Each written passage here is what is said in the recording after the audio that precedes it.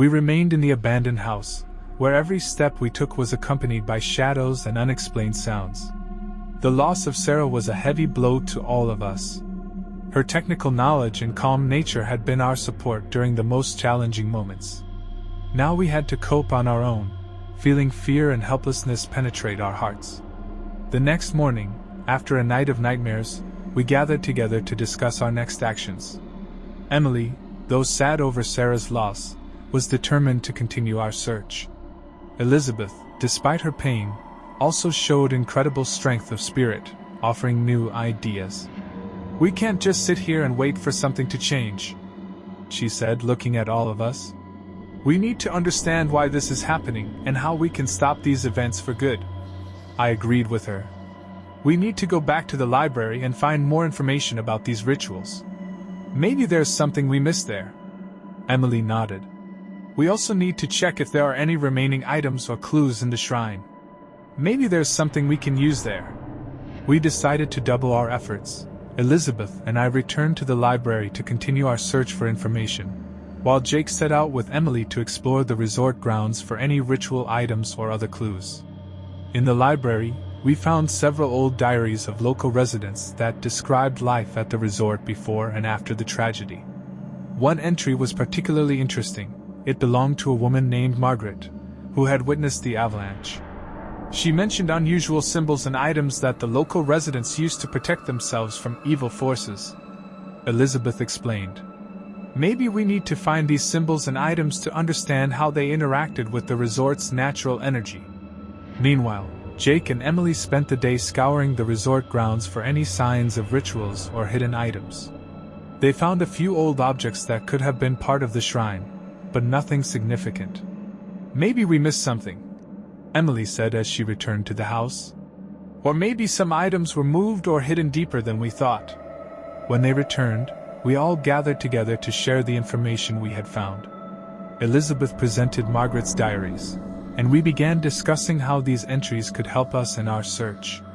One evening, as we all sat together reviewing the documents we had found, Elizabeth came across a special page where Margaret described an event that occurred a few days before the avalanche. She mentioned a mysterious person who came to the resort before the tragedy, Elizabeth said, looking at us with interest. She described him as an old man with long white hair and a gaze that seemed too wise. He spoke about the balance between nature and spirits, and that the resort must remain in harmony with the surrounding environment. "This could be important," I added. "Maybe this person knew something about the rituals or how to maintain the balance of the resort's energy." Emily looked thoughtfully at us. "Are there any records or photos of this person? Maybe we can find his location." We gathered all the documents and photos we could find and began carefully reviewing them. In one of the old photographs taken a few years before the tragedy, we noticed a man who matched Margaret's description. "That's him," Emily said, holding up the photograph. "He looks like he was part of something important. Maybe he left some clues or even contact information," Jake suggested. "We need to find out more about this person." Deciding to find more information about the old man, we reached out to Henry. He agreed to help us by sharing a local legend associated with this mysterious man. "His name was Edward Miller," Henry began. "He was a teacher at the local school and a guardian of traditional rituals. Edward believed that harmony between people and nature was the key to the resort's success. He conducted cleansing and protection rituals to maintain the balance of energy." "Did he leave any writings or legacy?" I asked. "Yes, he had personal diaries and books that he created to pass on his knowledge to future generations," Henry replied. "They were destroyed during the avalanche, but some fragments survived. There's a chance that there are still copies or parts of his works somewhere." This new information gave us hope. We decided that our next step would be to search for the remnants of Edward Miller's diaries or any other documents that could shed light on his knowledge and ritual methods. "Maybe some local families have parts of his works left," Elizabeth suggested. "We should reach out to the older residents of the resort. Perhaps someone remembers him or has something important." The next day, we headed to the nearest village where the older residents of the resort lived. Talking to a few people, We learn more about Edward Miller and his contributions to preserving traditions. One of the elder residents, Mr. Thomas, recalled Edward with great respect. "He was a true guardian of our culture," he said.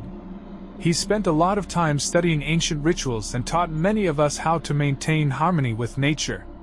We asked him to show us any documents or records that might remain. Mr. Thomas nodded and led us to his house, where he kept several old books and papers. "These are his personal records," he said, handing us one of the books. He believed that we should continue his work to ensure peace and tranquility for everyone. Returning to the house, we began meticulously studying Edward Miller's records.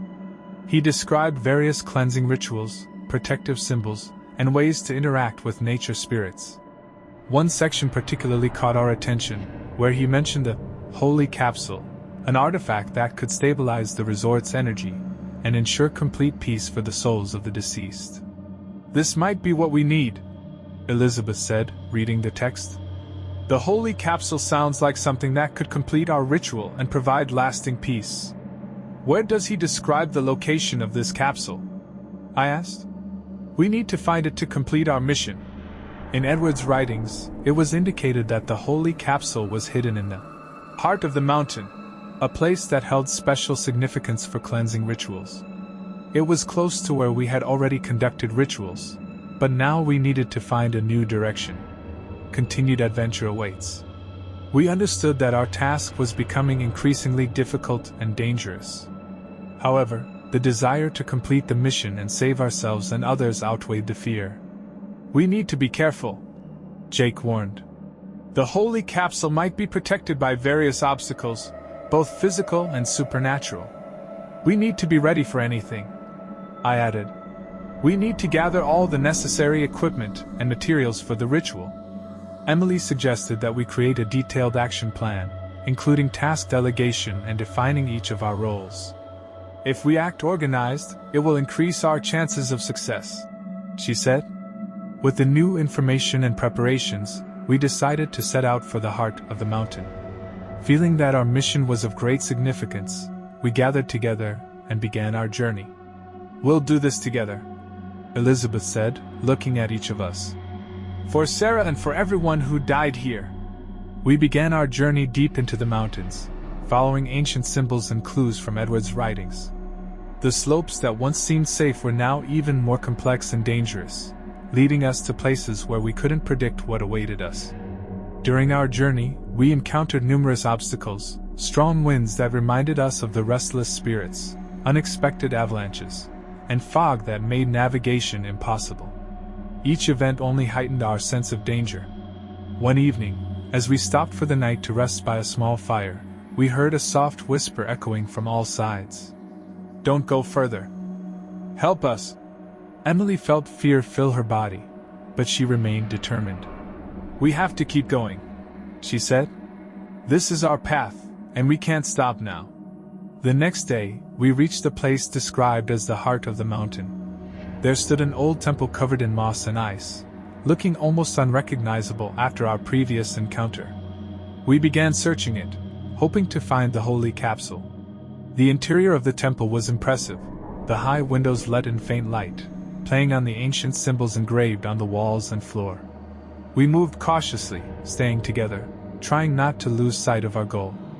Suddenly, we heard voices calling our names, as if someone or something was watching us. "Help us! Find the capsule! We're dealing with the same souls," Elizabeth whispered. "They're trying to tell us something." We continued our search, carefully examining every corner of the temple. Finally, we came across a large room where the Holy Capsule lay on a high altar, a round object made of dark stone, similar to what we had found earlier but with additional symbols and inlays. We realized that our task had only just begun. Elizabeth began studying the symbols on the capsule, trying to understand how to activate it. "We need to perform the ritual that Edward described in his writings," she said. "It requires precision and correct placement of symbols around the capsule." We started placing candles and sacred objects around the capsule, following the instructions from the records. Jake monitored our safety, while Emily and I assisted Elizabeth in performing the ritual. As the ritual reached its climax, the capsule began to glow brighter, and we felt a powerful energy spreading throughout the temple. Shadows started to dance around us, but this time they were not aggressive. They looked calm and peaceful. "We're doing it," Elizabeth said, holding the candle high above the capsule. "This is our chance to complete everything and ensure peace for the souls of the deceased." When we completed the ritual, the capsule emitted a bright flash of light that filled the entire temple. The shadows gradually disappeared, and the air became calm and clear. We felt the pressure and fear that had built up during our journey begin to lessen. "We did it," Emily said, her eyes shining with relief. "Now everything should be calm." "Yes," Jake agreed, embracing all of us. "But we need to be careful. No one else should expose themselves to these dangers." We slowly left the temple, feeling the world around us becoming calmer and more peaceful. The slopes became familiar again, and the sun shone brightly over the Rocky Mountains, as if reminding us of the completion of our mission. "We can finally leave this place," Elizabeth said, looking at us with gratitude. "We were able to help the souls find peace, and now the resort can once again be a safe place for everyone." We returned to the house, feeling the weight of peace embrace our hearts. The slopes were clean and safe, and the air was filled with a sense of harmony and tranquility. However, as we looked around, we saw that Thomas was looking up again, as if waiting for something unknown. His gaze was calm, but there was something mysterious in his eyes. "Thank you," he said, smiling. "You did more than just help me. You helped this place find peace." "We're glad we could help," I replied, feeling my heart race. "We need to leave the place with respect and caution." Thomas nodded and returned to his equipment, ready for new adventures. We gathered our things, feeling the heaviness of our mission begin to lift. We left the resort with mixed feelings, joy from completing our mission and anxiety over possible future events. Feeling that we had been through a lot, we knew that this journey had left unforgettable memories and deep reflections in our hearts. "This was incredible," Emily said, looking at us with gratitude. "We stopped the curse and ensured peace for the souls of the deceased. This is the best story I've ever written. And this is just the beginning," I replied, feeling how our stay at the resort was changing us. "We've learned a lot about ourselves and the world around us. It was a true challenge, but we were able to overcome it together." After the final cleansing ritual, we felt the air around us grow calmer and more harmonious.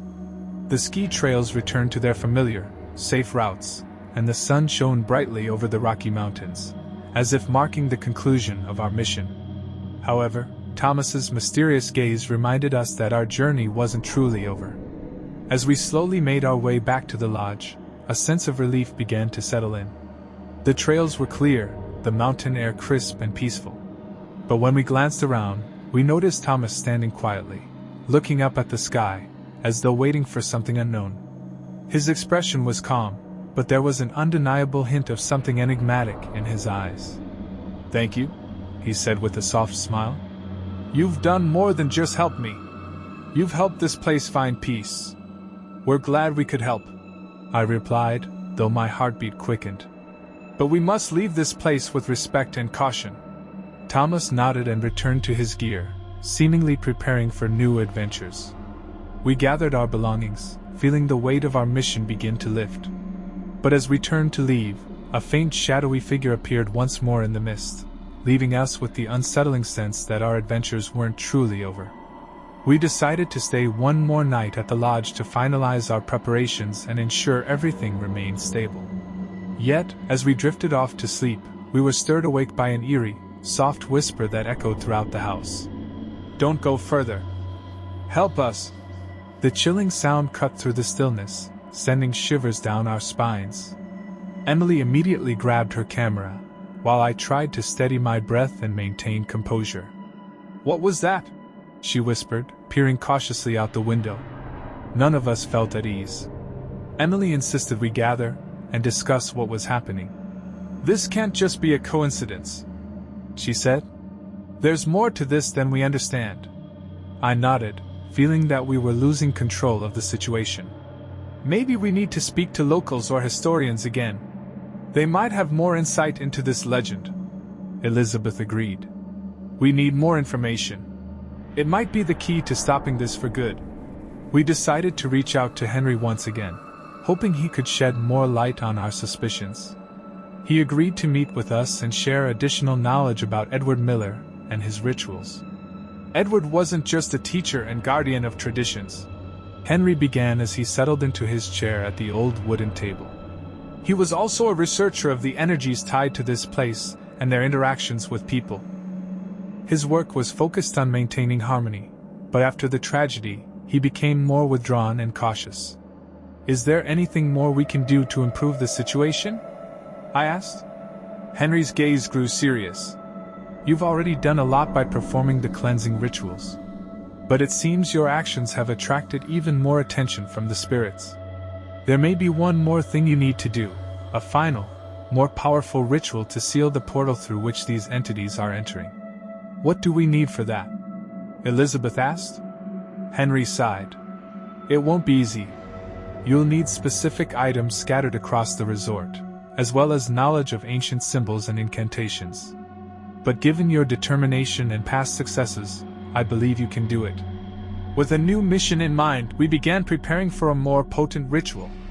Henry provided us with detailed instructions and a list of the necessary items. Sacred stone, located in the heart of the mountain, where we had previously performed rituals. Protection symbols, placed throughout the resort, which needed to be restored and activated. Words of cleansing, ancient incantations to stabilize the site's energy. We decided to split up to complete our tasks more efficiently.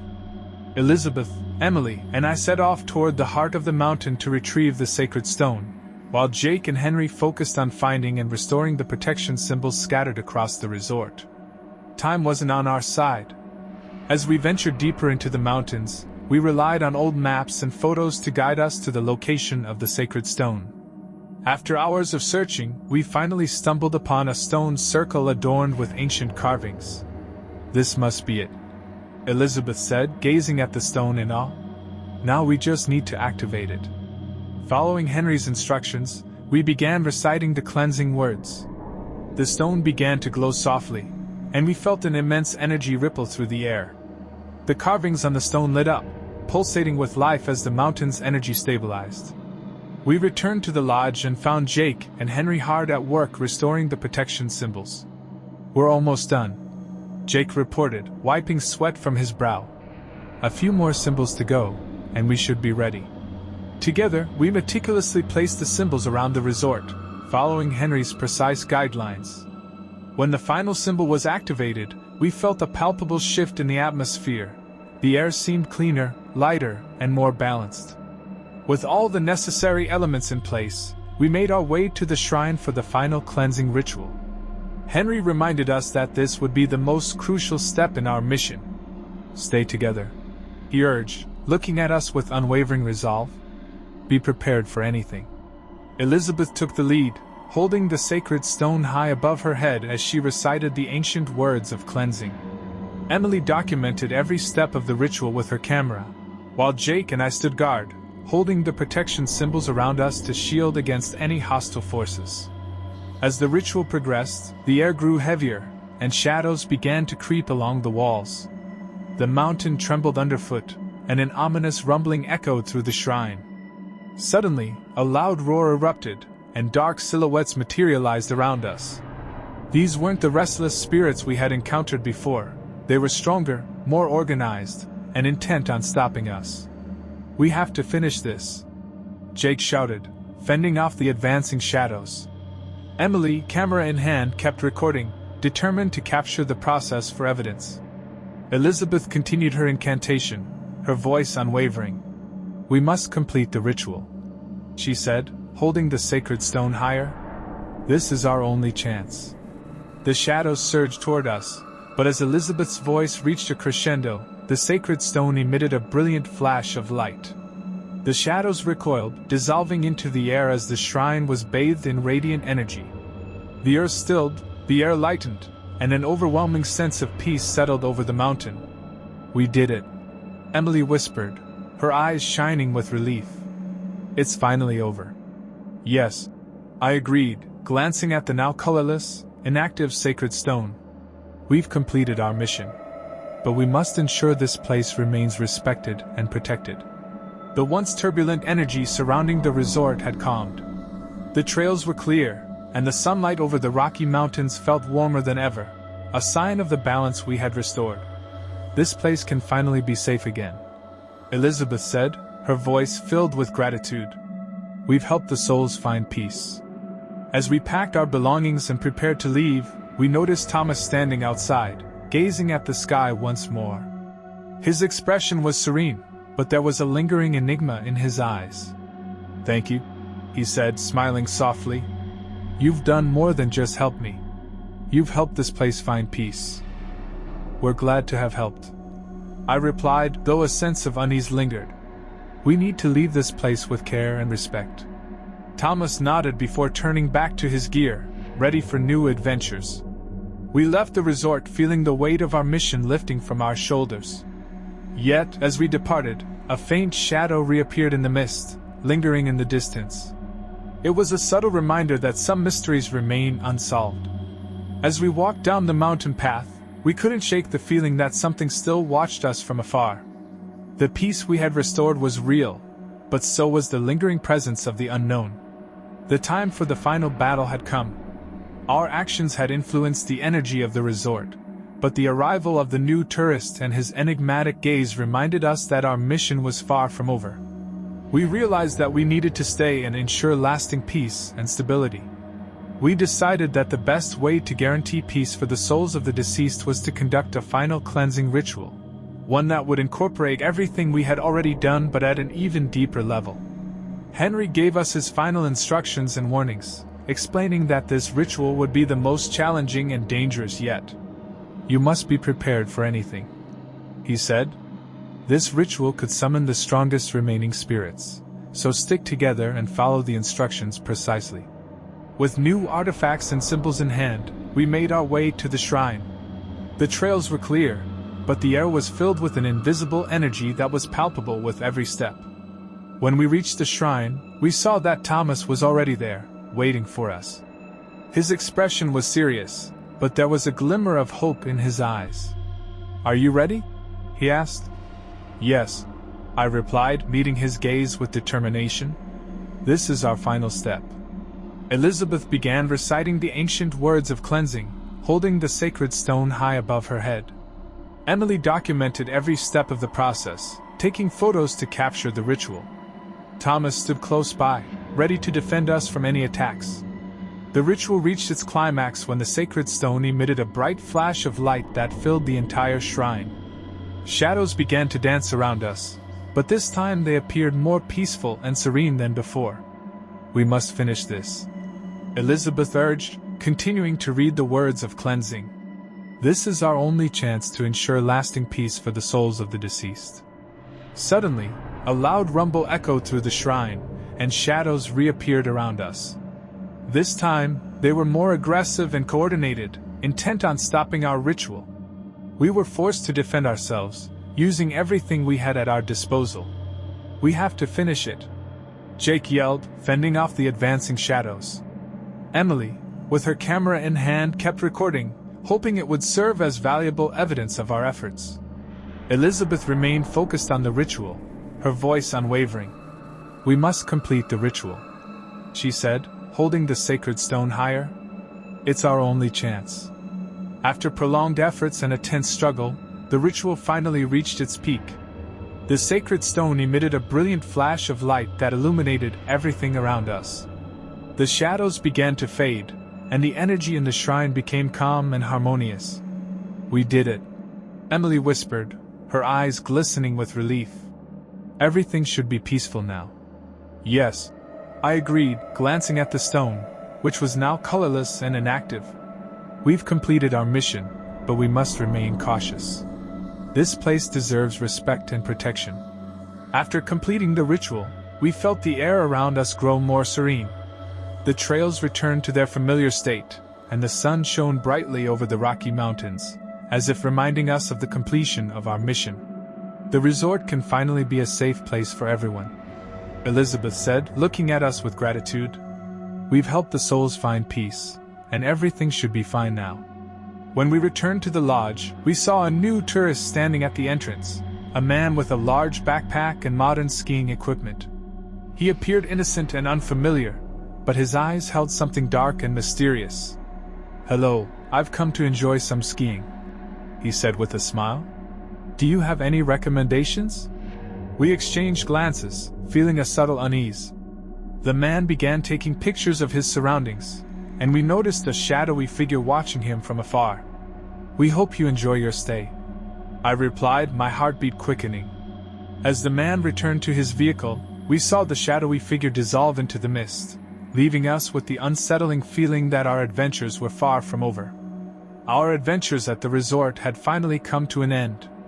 We managed to complete the rituals, bring peace to the restless souls, and ensure the resort's safety for future visitors.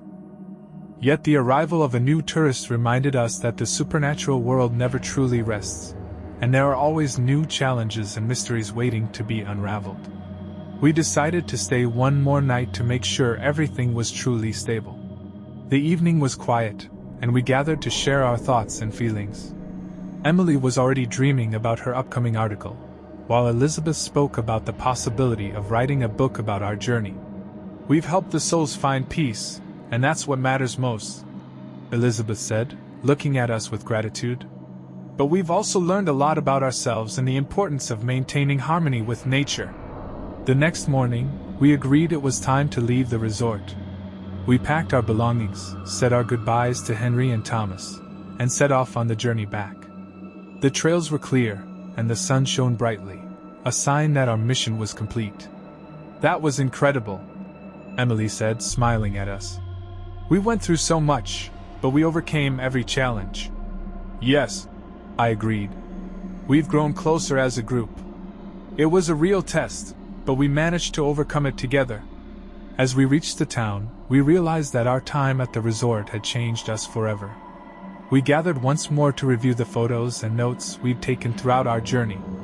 Suddenly, on one of the photographs, we spotted something that sent a chill down our spines, a shadowy figure watching us from afar, just like in the previous images. "It's that shadow figure," Emily said, pointing at the picture. "It was there all along, even when we thought it was over. Maybe it's just a coincidence," Jake suggested, though there was a note of doubt in his voice. "No, I don't think so," Elizabeth replied. "It's a reminder that the supernatural world is always present, and we must be ready for new challenges." We sat around the table, discussing our impressions and the lessons we'd learned from our journey. Each of us had personal reflections, but we all agreed that our mission had been successful. "We've done a lot," Emily said, smiling at us. "We've changed not only our lives but also the lives of others who might come to this place after us." "Exactly," I added. "And it's our duty to continue exploring and helping those in need." As we were about to leave, we saw a new tourist arrive at the resort, a man with a large backpack and modern skiing equipment. He looked innocent and unfamiliar, but there was something dark and mysterious in his eyes. "Hello, I've come here to enjoy the slopes," he said with a smile. "Any recommendations?" We exchanged glances, feeling a subtle unease. The man began taking pictures of the surroundings, and we noticed the shadowy figure watching him from a distance. "We hope you enjoy your stay," I replied, my heart beating faster. As the man returned to his vehicle, we saw the shadowy figure dissolve into the mist, leaving us with the uneasy feeling that our adventures weren't truly over. We gathered together, realizing that our time at the slopes of Oblivion Resort had become an essential part of our lives. We had faced countless hardships, lost a friend, but succeeded in bringing peace to the souls trapped in the mountains. However, the appearance of the new tourist reminded us that the supernatural world remains unknown and full of mysteries. "We've accomplished a lot, but there will always be more to discover," Elizabeth said, her voice serious as she looked at us. "It's our path, to explore and help when it's needed. And we'll always be ready for new challenges," I added, feeling our hearts fill with both determination and peace. We left the resort with newfound knowledge, stronger bonds, and the understanding that true strength lies in mutual support and the courage to face any adversity. Though our adventures at the resort had come to an end, we knew this was just the beginning of our journey into the supernatural world.